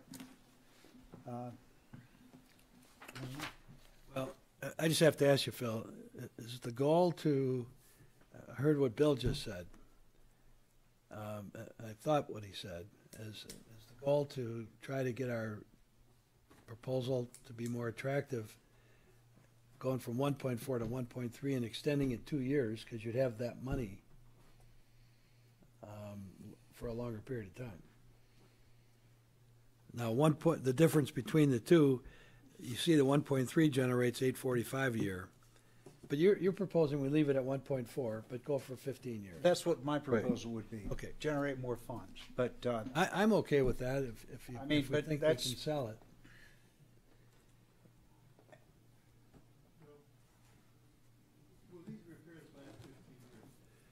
You can come up to the podium with your question. Repairs with a 4-inch cut, will they last 15 years? The answer I'm going to say is, in the short term, is yes. But will they need maintenance? Well, Yes. yeah. Yes. So you're talking about a 4-inch lift. There will be cracking in that period of time, but they won't be anywhere as bad as they are right now. I understand. It's just that if you're financing something and it's all busted up and gone, say in 12, and you go to 15, that isn't yeah. good. I just wanted to throw that But caution if in our there. proposal's like 15, taking out a 10-year car loan. Exactly. Yeah. so let me throw this out. We were going to go for a 13-year plan, and we were going to make the bond payments within 12 years, Phil. What if we keep the 1.4, go for 15 years, but just stretch the bonds out to 13 years instead of the full amount? Then the last 2 years we'd have, You'd have the That way whole we'd be 600 retiring the debt. 600,000 more for two more, for Yeah. the extra 2 Right. years. would that work with people? Well, for the people, Won't for matter. selling it, I don't think it makes any Doesn't difference. make any difference. It's not going to. Their millage is going to be going up 1.4 for mils. 15 years. It would be whether we would feel that we would have the need to do some major work at the end of the term. Where that We would cash want comes that. in. Where that cash comes in. Yeah. Yeah. Yeah. I mean, I think it would be. Bottom line is, if we can get the 15-year revenue coming in, we're better off for it. Period. And we can decide how we want to structure it. I guess the question then is the 15 years versus 13 years something that people are going to vote no because it's 15 versus 13? That's the question. Well, we've got enough Mr. people in this Mr. room to Island, do I don't care. a short survey. The bottom line is that when you do this at these historic low interest rates, as opposed to taking this thing and doing it in often, say, 3-5-year periods, you'll have savings from inflation on labor and material and the cost of all sorts of things. You'll enjoy less car repairs. There's a lot of reasons for it. And that low interest rate is going to more than return to you a savings for doing it that way. And that's part of what we have to let the people know. It's just the way things will work for them. Financially, it makes sense. I mean, another example, for example, how much does it cost for everybody to bring the equipment over here? It costs the same amount for one project, and if that project is 8 miles and the next project is 2 miles, the cost of bringing it in as a proportion of the 2-mile project is a lot higher. Well, if you do 15 years, or the higher amount of money will do, you'll save those kinds of savings over and over again. Okay, thank you. So, by the same token, look at what we're spending on going to work every day over the bridge right now. Not anywhere close to what we're asking people to pay for taxes. You want to make a motion to amend this report to go to 15 years? Yes. Motion? Yeah, I would like to propose that the proposed legislation be changed to 1.4 mils over 15 years instead of 13. In other Okay. words, to change, the DPS Commission recommends that the Township Board approve a plan that places before the voters in the November 2022 general election a request to approve a 1.4 mil road improvement property tax levy for a period of 15 years. Support. Support. Moved and supported. Is there any further discussion on this issue? If not, all in favor indicate by saying aye. Aye. I'll abstain. Want to abstain? I said, yes, abstain. Okay. So under Robert's Rules of Order, you're an expert in that. Can you abstain for no reason? No.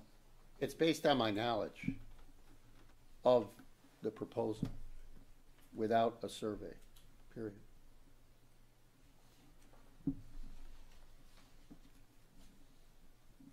Well, And vote on it, Should- call a vote. should You got- John you be got allowed 6 to votes. abstain? You can't, you An can't. abstention goes down as a no vote regardless. Okay, I abstain and vote no. Do you want to propose that we add that to the proposal to the township? I'll just abstain and say no. Complicates everything. I didn't understand your question. Well, I didn't know whether you Understood. wanted to have our proposal to the board such that we will be conducting a survey. I understood. Oh. No, I understood. Yeah. Thank you. So you're going to abstain? Yep. All right, so it was a 6-1 vote then, with one abstention.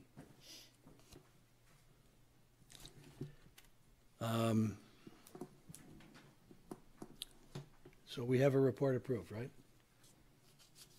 To go. Yes. Yep. Derek, can you make the changes, the appropriate changes? Yes. Yep.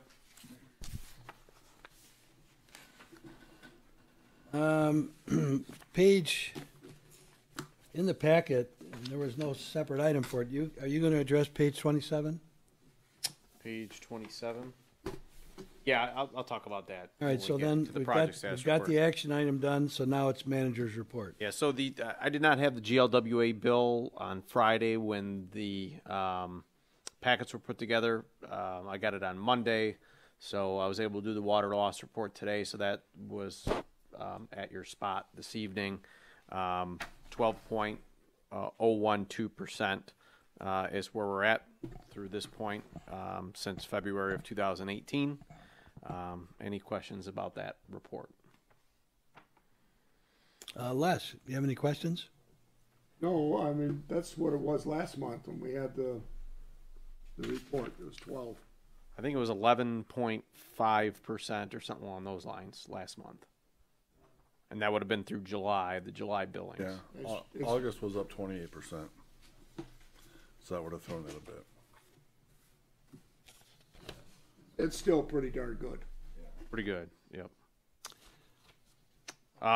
So that's it with the water report. Want to go briefly through the project update list, and I'm going to call on Ryan and John to help me out a little bit with this because they can probably give you a little bit more detail about some of these projects than even the memo does. So in saying that, John, would you mind taking us through kind of where we're at with the Meridian Road? The water main along Meridian Road. The contractor has all the water main installed along Meridian Road except for the canal crossing. They directional drilled the hole and reamed the hole yesterday in preparation for that. We're waiting on the adapters to adapt from the PVC pipe to the HDPE pipe, which at this point they're saying October 14th is the ship date. Just waiting on the manufacturer to bring that in place.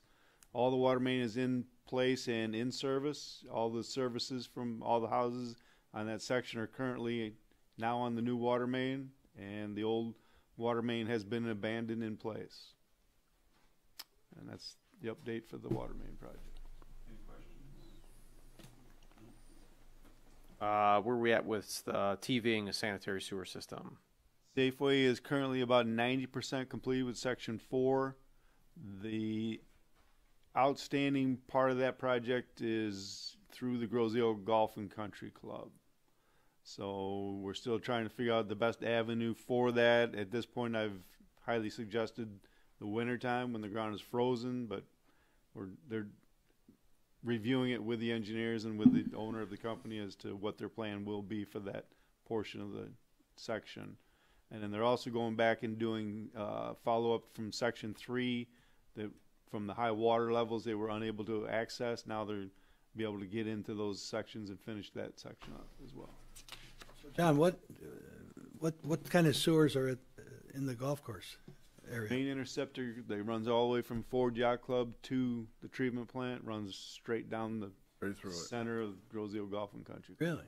Underneath the... Everything Right down from, the center. everything from Bellevue south comes past the elementary school and goes down into that interceptor. And everything in the south end goes through that interceptor, including West River Road, to the treatment plant. I didn't know that. That's big. You have any ideas? A 10-foot or 8-foot interceptor or what? The size of the diameter of the pipe, 27-inch. That's all? The access to be able to get out there on the country club and get your equipment in the hole. So the access on the north side of Parkway, where that goes across down to the interceptor that runs along the canal.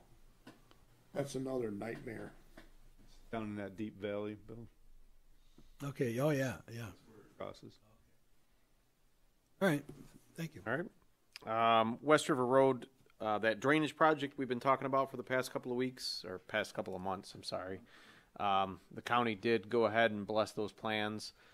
That project is currently out for bid, and that's what this page 27 bill had referred to.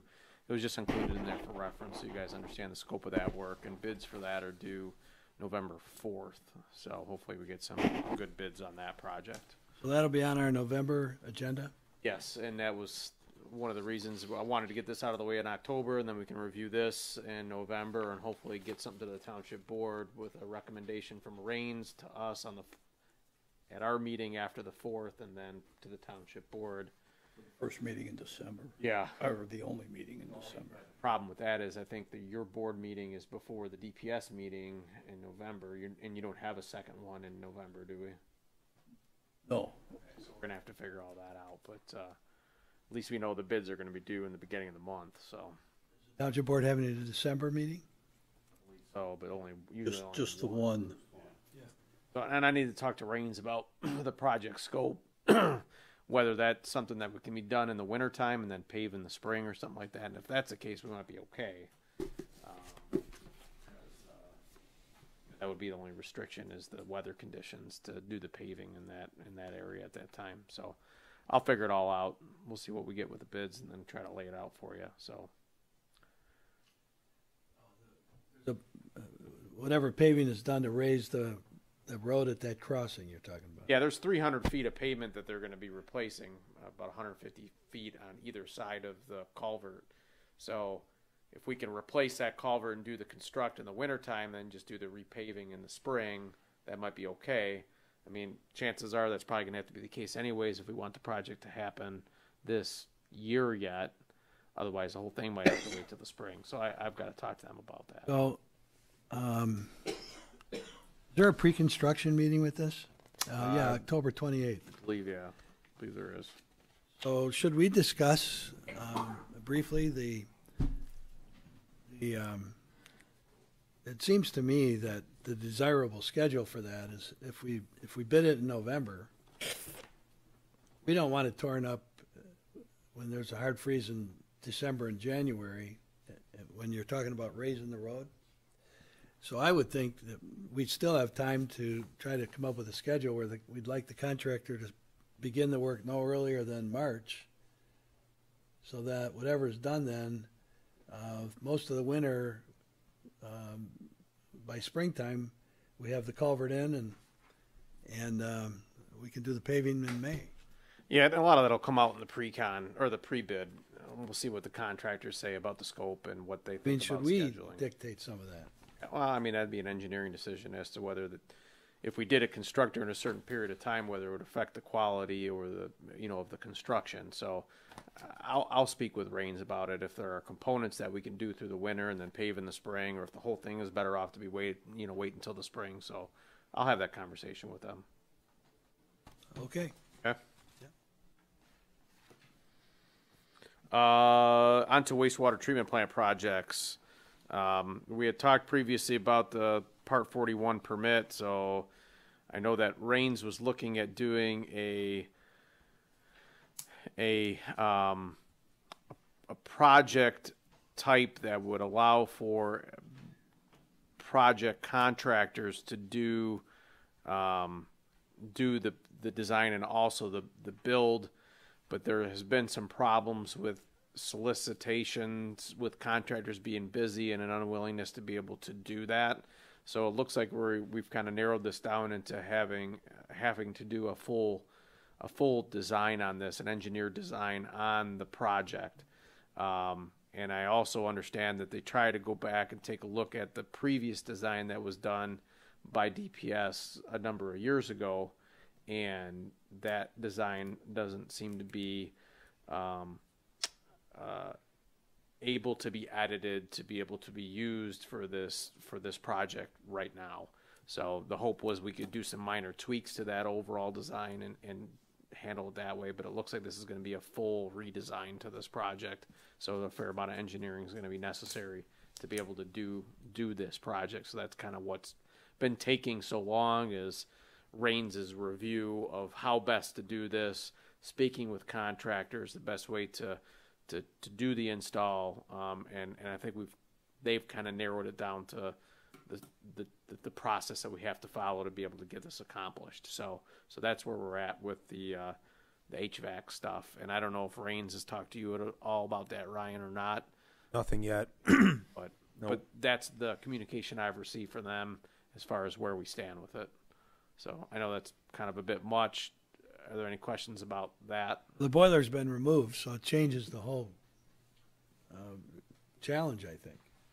Yeah, and I think there's also some different conditions in the plant that, have changed as well. Like you mentioned, the boiler's been removed. I know Ryan has said that there isn't a whole lot of need for the heat in the lower levels and plant capacities and air movement and stuff like that has to be considered. That it's a little bit different than what it was the last time we looked at it. So that I think that's what we're going to end up being faced with. So, any questions about that? ACO is the basis of design. So everything's on track as far as us meeting our mandates with the state for submitting our paperwork and our design information. So really we're kind of to a point now where the state's reviewing what we've proposed to them, and once we have that design completed and approved by the state, then we start getting into the steps and the process of financing those improvements and moving along that schedule towards construction. So we talked a little bit earlier tonight about that ACO work that needs to happen and the millage requests and things that would accompany that. So this will continue to be something that's on our project report until this project is completed in 2025, but we're following the steps that are necessary to keep us in compliance with that consent order along the path to getting this job completed. So where we're at right now is everything's on track and we're satisfying all the requirements of the state. But obviously we have milestones we'll have to meet into the future here, and we fully intend to do that. So asset management plan prep and the sewer system and wastewater treatment plant. I know, Ryan, you were on our last phone call, weren't you? Yes. Yep. Fishbeck is continuing to do the vertical asset inventory. That's just about done, and also the capital improvement schedule for the assets we have over at the wastewater treatment plant and the sewer system in totality. And then we'll translate that into an overall capital improvement schedule and budget, which will also include that ACO work. So eventually here we'll have a presentation in front of the DPS Commission about the results of that asset management inventory and plan, so that you have a better understanding of kind of where we're at with the plant, the longevity of all the different components, where we're at along that longevity path for each one of these pieces of equipment, and what that translates as far as the overall cost and also annual cost of maintenance of that plant. So just a little bit of information as we take a look at that ACO requirement and pieces of work that are part of that. What I would also like to do is potentially build enough cushion into that millage to be able to provide to us some ability to finance some of the components of this capital improvement plan that were mandated by the state to keep up with.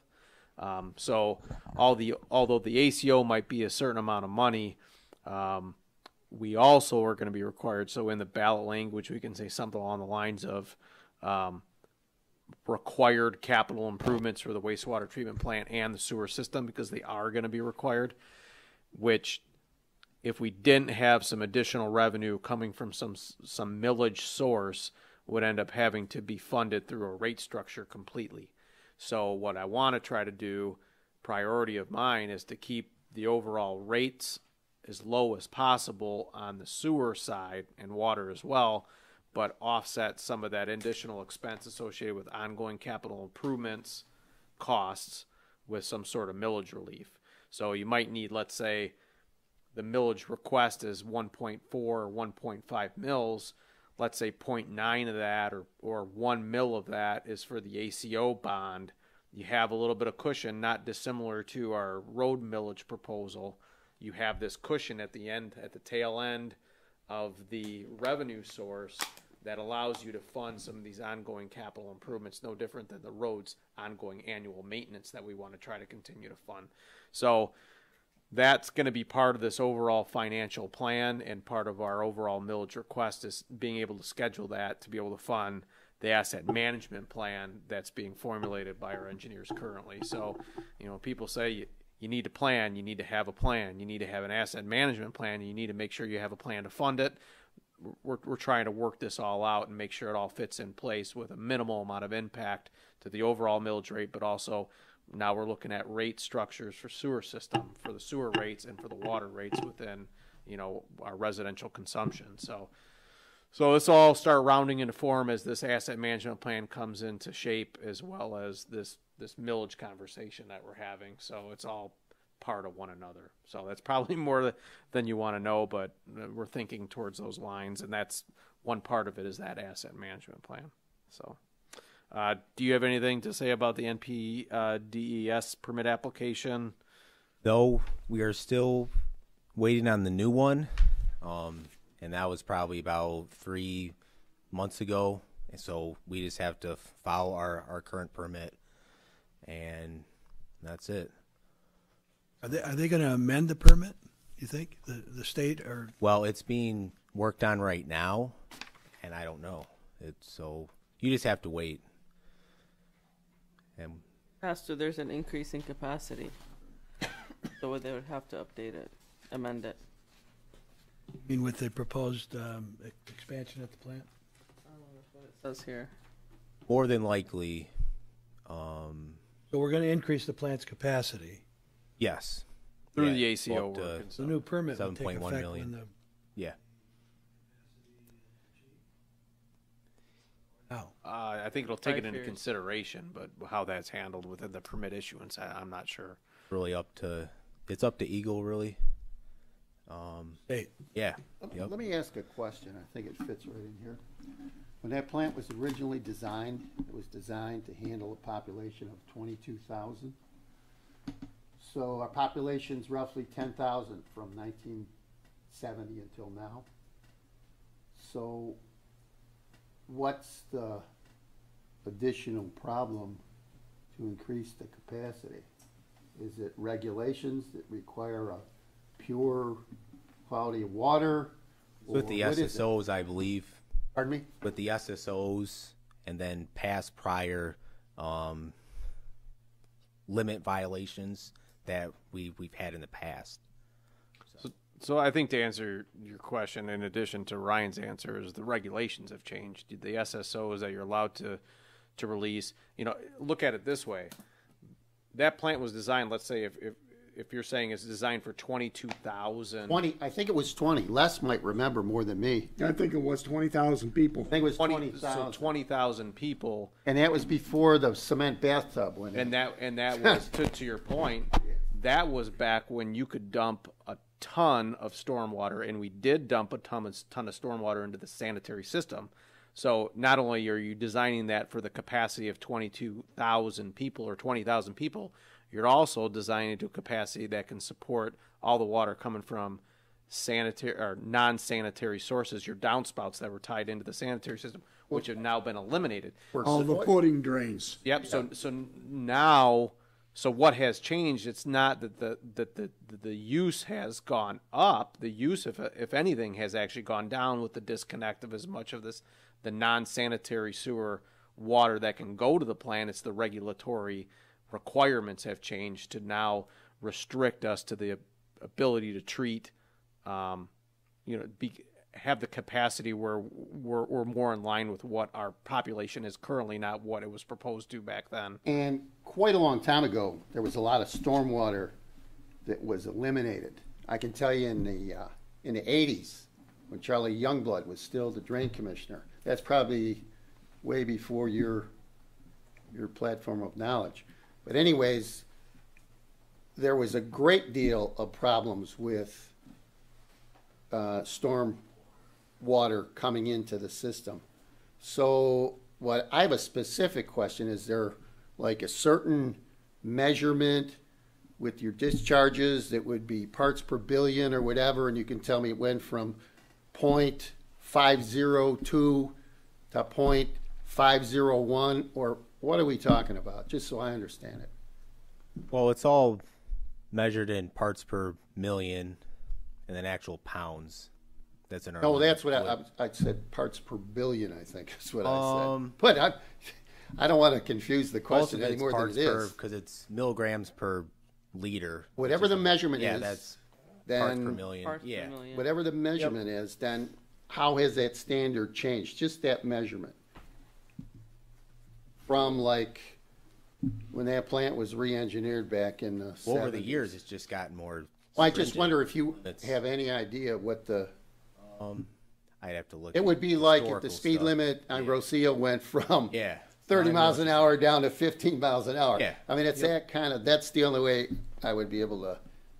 Well, look at it this way: the Detroit River didn't clean up overnight because, our water just started getting cleaner. What ended up happening was the SSOs, the water that was entering the river was restricted because wastewater treatment plants used to be able to discharge a lot more than what they can now.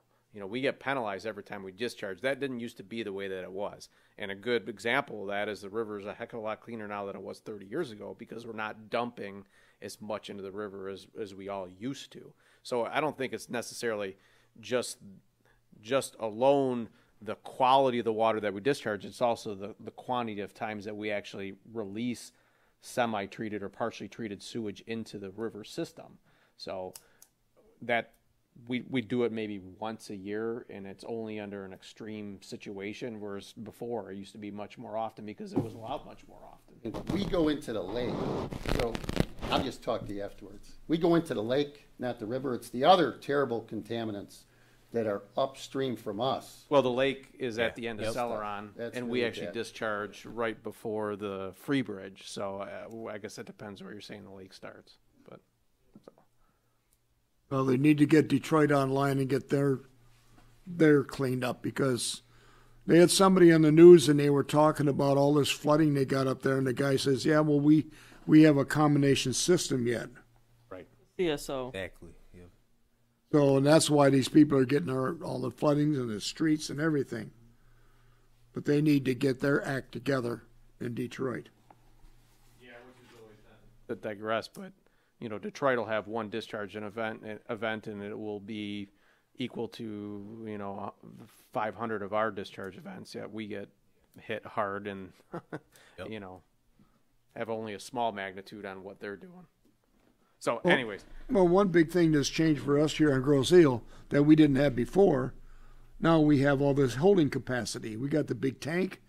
We got this big sewer system that was put in by D'Agostini all over the place, and that holds more until it gets to the plant to be treated. yeah, the township has done a lot to improve its ability to limit its SSOs. And with this ACO, it's to increase the plant capacity so that we can treat the water quicker.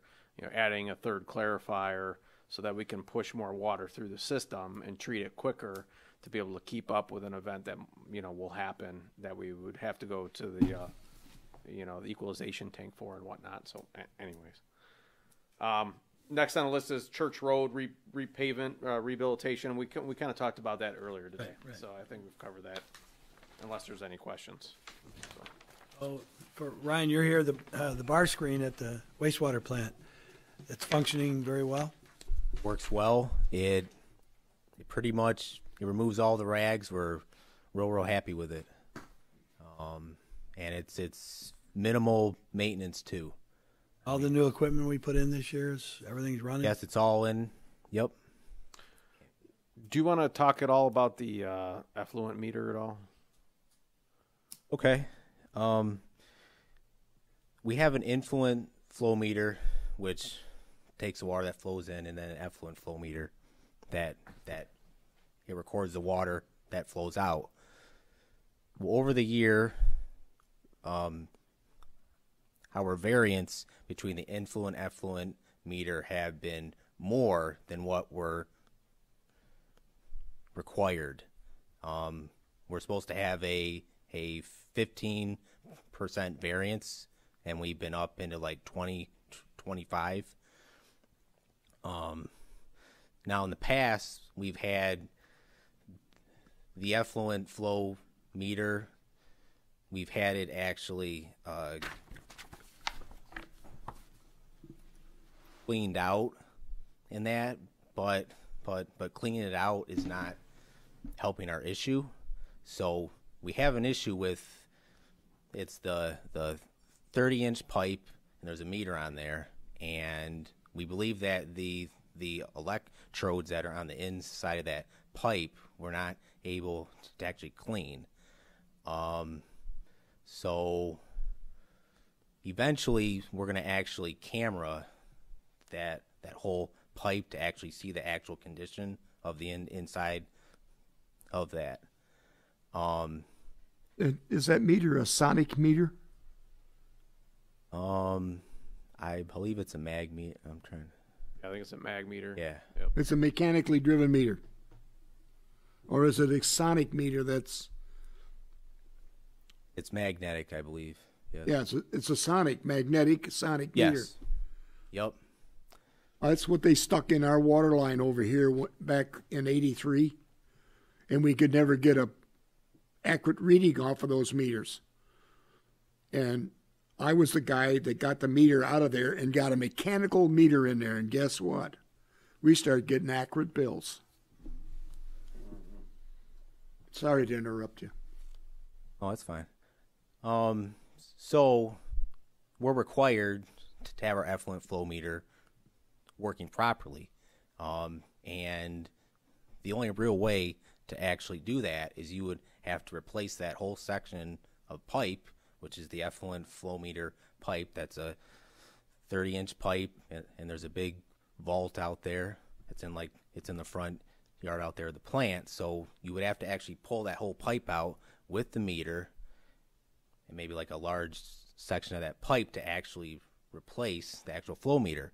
Now, we also, our meter technician, he had an idea that he tried to experiment if he could put an actual clamp-on meter on that pipe to see if it would read, so that we wouldn't have to replace that meter.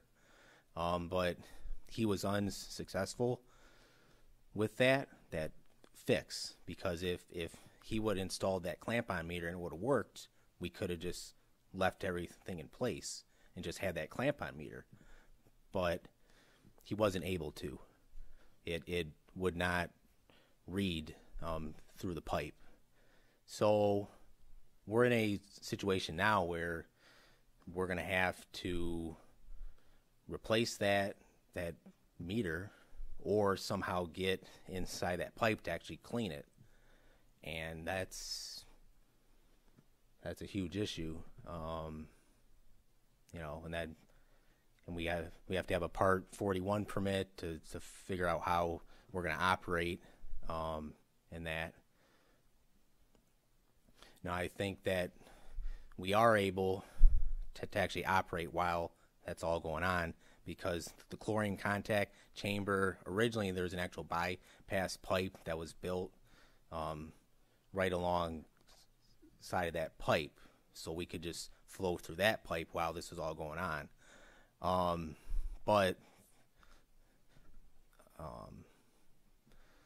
we're going to have to consult with our engineers on this, and it's going to be a lot of work, and it's expensive too, because you know it's a meter and you have to excavate and all that. So that's where we're at now. In the meantime, we're just, for our permits sake, we're just going off our influent flow meter, and I've already talked to Eagle, the state, and that's okay. So, but I would say probably next springtime we're gonna have to really, or this winter, we're gonna have to look into all this and consult with our engineers about all this. So, And I wanted to bring it up just so that you guys are aware that this is on the horizon, and it's like an unbaked cake. We really don't know what this is going to look like. I mean, we're going to take a look at the options and see what makes the most amount of sense, but you know, something that's on the horizon and we're going to have to pay attention to figure out some sort of solution to it. So this is the discharge that's going into the canal. It's measuring the flow. yes, it's probably 50 feet from the river. Yep. So Yeah. can you you know, we're going to have to deal with this issue. Yep. Probably come up with a budget for our next year's budget, if you can last that long. Yeah, if we can last that long. So you said you talked to Doug, and We can, I believe so, yes. You since this is a new issue, have you gotten the engineers involved yet? just recently. Yeah, I have recently. Rains was aware because it came up. You know, they have the state inspects the wastewater treatment plant every year, and it came up in the report from Eagle that, hey, there's this discrepancy between these two that you need to address. And we've kind of been looking at it after we got that report, and we were going to send Safeway out there to try to clean things and see if it was just as simple as the pipe needs to be cleaned, and maybe that'll solve the problem. So I think we had sent them in there to clean that. Gotten worse, actually, so it's not going to help.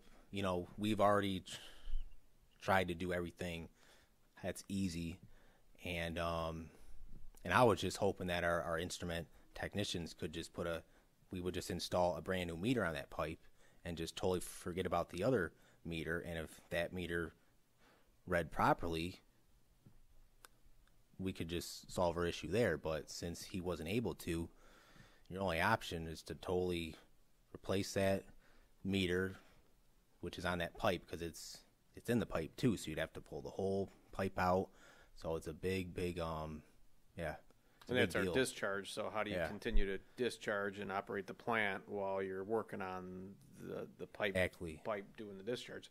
So we're going to put our thinking caps on with the engineers and try to figure out the best solution or solutions, to the problem. So. I'm just going to ask one other question on that. Based on how deep is it, do you think? Probably 15 feet. Not Probably in 40 the vault feet. pit. It's Oh, not no, 40 no. feet. No, we did our instrument technician did a confined space entry in there, and it's not hazardous environment, but Is there a manhole next to it? yes, it's a vault. Yep. Yeah. Yep. Yeah. So just so you're aware, it's It's on the it's always horizon, something at the plant, so. but it's gonna take a lot of work to really kind of, figure it out. Might be best to replace the meter, Yeah.